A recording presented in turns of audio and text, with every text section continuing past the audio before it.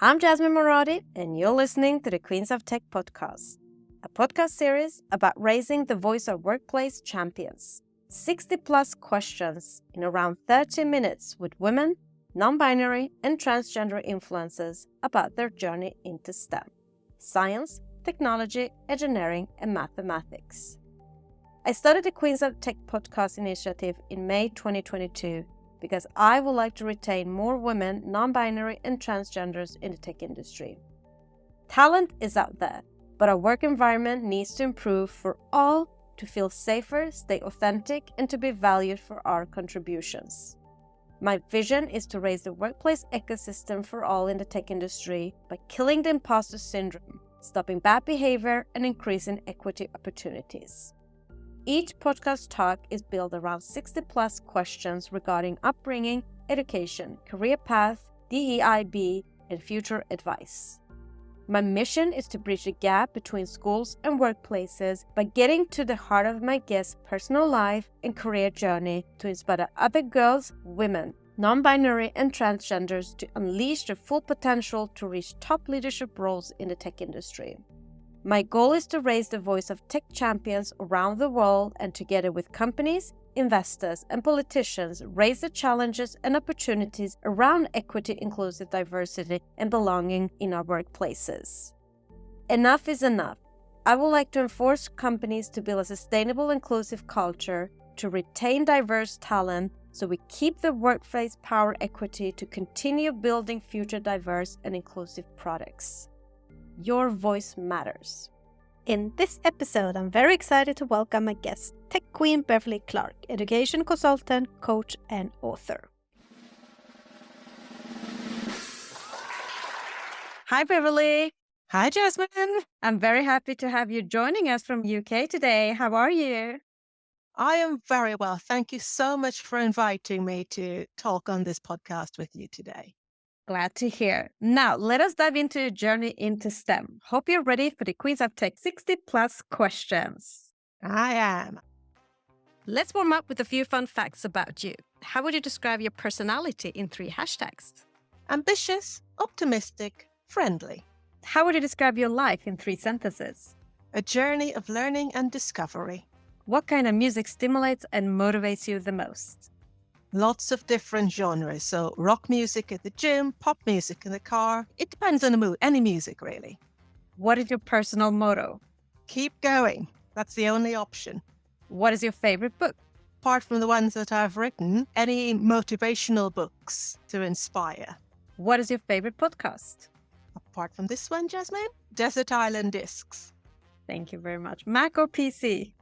PC. Say something interesting about you that most people don't know. I climbed Ben Nevis, the highest peak in the United Kingdom, last summer and got caught in a storm at the summit and then another on the way down. What is your hidden talent? I'm quite a good cook. If you were going to write a book about your life, what would the title be? This is my life, Beverly Clarke, 50 years of learning.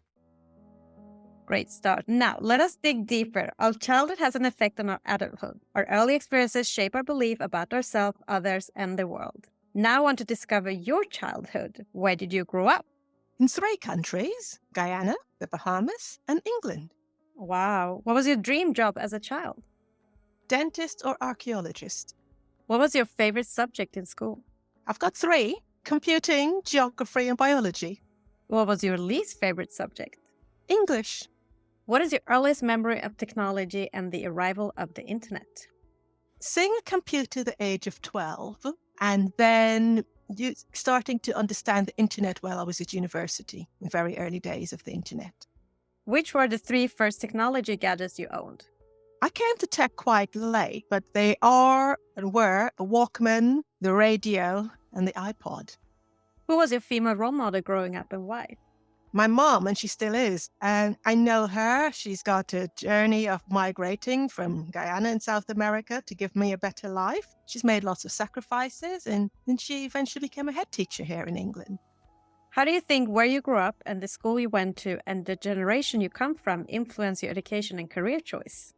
My family has a saying to do better than the generation before you. So my formative years in Guyana and the Bahamas, it was always about education. Very interesting. Now I'm going to read 2 quotes. First one, how does the universe expect me to choose a career path at 16? I can't even choose what I want for dinner. Second, Abraham Lincoln said, I quote, the best way to predict your future is to create it. I want to know the choices behind your career path. Where and what did you study at university? I studied at South Bank University in London, and I studied computing studies. Who and what influenced you to get into your chosen field? My teacher at school, my computing teacher, Mr. McNulty. What professional roles have you had before that led you to the current one? I was a teacher. I worked in corporate IT as a team leader. I've been head of department while teaching, and I've also most recently been national manager for an organisation here in England. What do you do as an educational consultant? I have 3 strands. So I consult, which means writing resources, speaking. I also coach and mentor, and I write. I am an author for adults and children. What does a typical workday look like for you? Start with checking my social media and the news, and then I get stuck into tasks, and I also try to go for a walk or go to the gym, and then continue with more work before enjoying the evening. I love the quote, choose a job you love and you will never have to work a day in your life. What do you love about your role? Flexibility, creativity, meeting lots of interesting and inspiring people. What is the best experience you've had in your role so far? Any examples? I'd say winning TechWomen100. I was an award winner last year. And also I'm a double award winner. I won the Small Business Sunday Award run by former Dragon's Den entrepreneur Theo Paphitis. And what is the biggest challenge you've encountered so far and how did you tackle that? At one point in my life, I was a single parent and I had to balance home, work, my children's needs, running a department at the school. And thanks to a very good network of people, I was able to make it all work for all of us. What do you wish everybody understood about your role?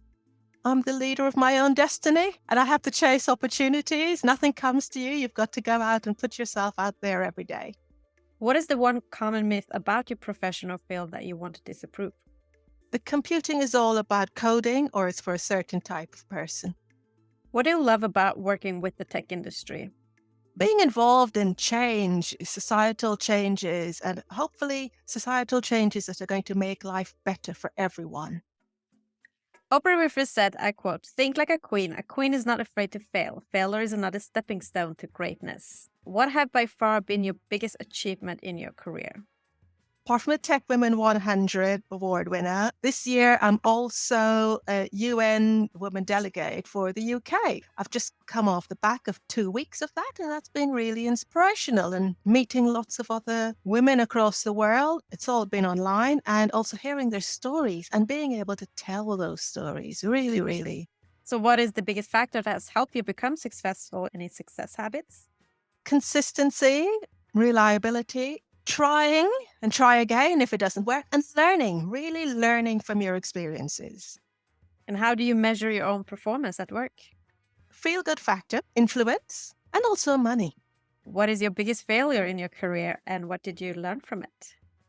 Many years ago, I started a small candle business and it didn't work because I had no sales strategy. So I learned you've got to invest in your sales strategy and how do people find out about you. So every day you've got to ensure that you're out there promoting yourself. What is inspiring and motivate you the most in your role and career right now? To inspire a generation of young people to do their very best and to understand technology, and also working with a wide variety of clients. Let us now jump into the influence of mentors, role models, champions, and sponsors. Role models can consciously or subconsciously be a powerful force in our lives. In addition, champions can stand up and advocate for us and open up the world of possibilities. Sponsors match emerging talent with leaders and influential employees who can help us move ahead in our careers. Do you have a mentor, champion, or a sponsor today? Yes, 4 different areas, Jasmine. For example, with my authoring, Sue Atkins, a TV parenting expert, she's fantastic. She nurtures the book club. She nurtures me. She points out things that I should be interested in that would help me within my authoring career. So I find her very helpful as a mentor. And I'm also currently seeking mentors for some of the other areas. And mentorship has changed throughout my life and does continue to change. But at different times, you need different people along your journey. Who is the female role model you look up to in your field? Currently with tech, it's Vanessa Valelli, and she is the woman that set up TechWomen100 and with a commitment to showcasing and highlighting women in tech through a variety of awards that go on across the year. But I think that's really inspirational. She's used her platform and she's an OBE to showcase women across the technology sector. History shows that it has been more common for men having mentors, champions, and sponsoring business than women. So how important do you think it is to have a mentor, champion, and sponsor during one's career? Very, very important. They help you to navigate, to uncomplicate things, and to give you that push that you need, that confidence. Let's move on to leadership. Adena Friedman, president and CEO of Nasdaq, said, I quote, "Empowering those around you to be heard and valued makes a difference between a leader who simply instructs and one who inspires." What does leadership mean to you? I'd say perseverance, role modeling, and vision. And what do you consider a good versus a bad leader? I'd like to think I've been a very good leader. So a leader who inspires, listens, and shows vision and shares that vision. Very important, sharing.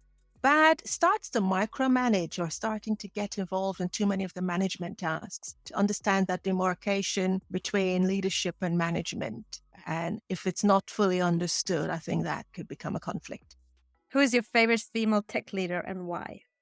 Anne-Marie Immerfeiden, she is the CEO, the head of STEMETS, an organization here, and she was the youngest person to get a GCSE, to go to university, to get a degree in computer science. And I've heard her speak, and it really made me up my own game, really. I find her, and I still do continue to find her, very inspirational. How would you describe yourself as a leader? Adaptable, a good communicator, effective, and a good listener. Transparency. And as a leader, what values are most important to you? Raising others up, honesty, and trust. What leadership lessons have you learned that have formed you into the leader you are today? When you suffer setback, consider what you've learned and then dust yourself off, get up, keep going. My motto, keep going and be adaptable. What are your 3 strengths and 3 weaknesses? Ooh, this is a good one. Strengths, let's go strengths first. Self-awareness, dependable, and empathy. And weaknesses, interesting. I can be a bit impatient, but equally that's a strength because I do get things done. Let us now jump into the hottest topic in business today, workplace culture, unlocking the power of diversity, equity, inclusion, and belonging, your expertise area. What does DEIB mean to you personally? I would say diversity means seeing lots of differences at work, at events, just promoting the work of a whole range of different people, just that presence of seeing people and then just not seeing them, but seeing them and actively involved. I'd say that's what I see as diversity and inclusion. With equity also, I'd say one of the roles I have is as a trustee of the Learning Foundation and as an ambassador for the Digital Poverty Alliance. And we work to get devices and connectivity for everyone before 2030 to basically end digital poverty by 2030. So I'd say the whole equity piece is really important there to ensure that everyone has that access they need to be successful. What do you consider being 3 to 5 signs of good company culture if you were to join a company? Investing in employees, the opportunity for growth for those employees once you've invested in them, and also the celebration of success of those employees. As a woman, what has been the most significant barrier in your career and how have you overcome these challenges? I would say not wishing to work a 5-day week. And many opportunities have not been present because of not wishing to work a 5-day week. I mean, I offer a 3 to 4 day week, hence I do work for myself. Being self-employed is my way of managing that challenge. What do you think is important for more women to join the tech industry, especially as leaders? 2 words, representation matters. Do you and how do you speak with your female and male colleagues about DEIB, for example, salary gaps and promotions? I share articles, I mention DE&I when I'm at conferences, when I'm talking. I'm a UN woman this year, so I've been sharing the stories of others and just really highlighting it whenever I can. There are many public and internal discussions about the barriers women face from reaching higher position in the tech industry. How do you feel it has affected and is affecting you? And what is your advice on how to best unblock these roadblocks?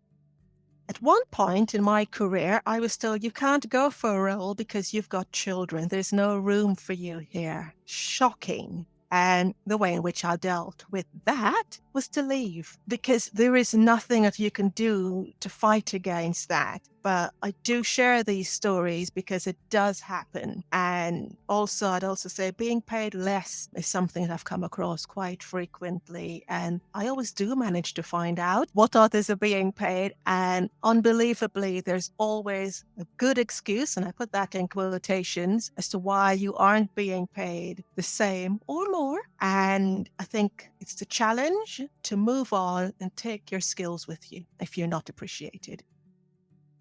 A lot of communities work on helping women learn to code. And also a lot of companies spend lots of marketing money attracting women to their companies. However, the tech industry finds it hard to especially retain women. What is your best advice on strategies for how companies can work to build a stronger corporate culture that engages gender diversity and equity? I'd start with very honest conversations, to have mixed panels and not to use that excuse of we couldn't find anyone like that. Really, really bad excuse. And to have clear career progression pathways and speak to your employees and ensure people are feeling valued. The value piece is really, really important. Why and how do you think companies would benefit from having workplace gender diversity and equity, especially better gender representation at C-level? You would see greater creativity, innovation. I think you get different ways of thinking and seeing problems and different solutions. You won't get an echo chamber of ideas. You'll get that diversity of thought. And how much do you think the tech industry has changed regarding this subject since you joined? It's getting better, but there's still a long way to go. I'd say, for example, for things like maternity and for parents, I'd say those things still need addressing. And also in terms of what constitutes a working week. And I know many companies are experimenting with 4-day working weeks, which I do feel is very welcome. But if you look at adverts now, they're still always, in the main, full-time, and that's a barrier to entry. Looking back on your career, what one thing would you have changed in your working environment to break the bias? Back to childcare, accessible childcare and affordable childcare. That was a struggle. I managed that, but that need for childcare to support working parents is really important. Looking forward, what will you do as a leader to improve the bias for the next generation of women in tech beyond the amazing work you're already doing? A few things, actually. So speaking and always mentioning D&I, and also through my children's book series, which I crafted during the pandemic, I'd like to inspire a generation of young girls and young boys also into STEM careers. So I seek to basically normalize technology as something we can talk about. It isn't to be feared, but it's here, it's affecting all of our lives, our communities, our societies, and we really just need to talk about tech in like a bedtime story, really. Let us move on to another hot topic in business today, which is work-life balance and mental health. I'm sure that you have, without a doubt, a busy lifestyle. How do you take care of yourself to maintain good mental health? Jasmine, mental health is so important. So check in with my thoughts on a daily basis. When I awake in the morning, how do I feel? And it's really important to acknowledge how you feel. And then I have a good exercise regime, which I've always maintained. And that's going for a walk, a short walk, or a long walk, or going to the gym. I'm really into exercising and freeing myself of distractions such as the mobile phone when I'm in the gym, so I can get more thought. I disconnect. And sometimes a little bit of meditation, and that links into that self-awareness piece. What do I need right now to help me to function effectively today? Have you ever experienced burnout? At one point, yes, I did take some time back. I stepped back. I made priorities in my life. And that's why I recognize if I'm doing too much. Before complete burnout, there are lots of other flags along the way. So just that awareness of how do I feel today? What is your best advice on how companies can create a more mentally healthy workplace in a new now? I'd say flexible working. And back to that childcare thing, which really affected me early in my career. And also, they could possibly give access to coaches, to mental health experts as part of an employee benefit package. What motivates you every day to get out of bed? A feel-good factor of making a difference. Now, let us wrap up with a few words of wisdom and piece of advice for our listeners. What is the best piece of advice you've been given that has helped you during setbacks in your role and career? Have a career plan. Know where you're going or where you'd like to go. Not everything is a straight line. Be prepared just to turn off left or right or wherever you need to go, but have a plan of some sort.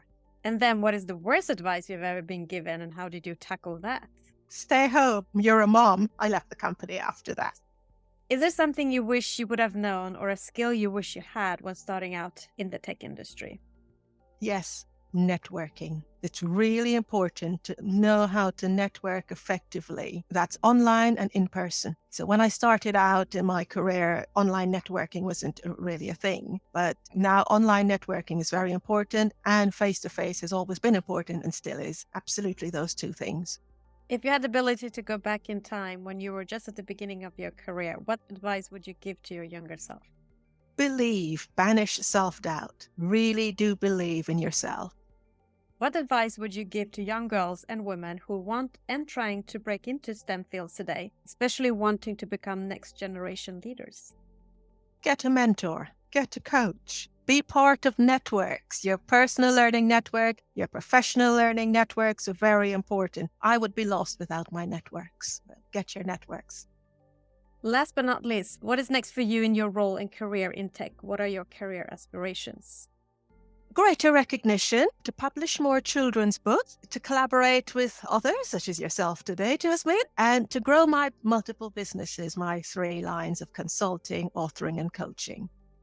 Beverly, thank you so much for being a guest on the Queens of Tech podcast, sharing your journey will without a doubt inspire change and reshape company culture for the next generation of women in tech. Thank you so much, Jasmine. Thank you to everyone who's listening to this also. I've really enjoyed being interviewed today. Thank you for listening. If you have worked in the tech industry minimum 3 years and would like to share your journey, please nominate yourself or somebody you know to i@jasminemaradi.com. For more podcast episodes and to learn more about the Queens of Tech initiative and to support us, visit queensof.tech.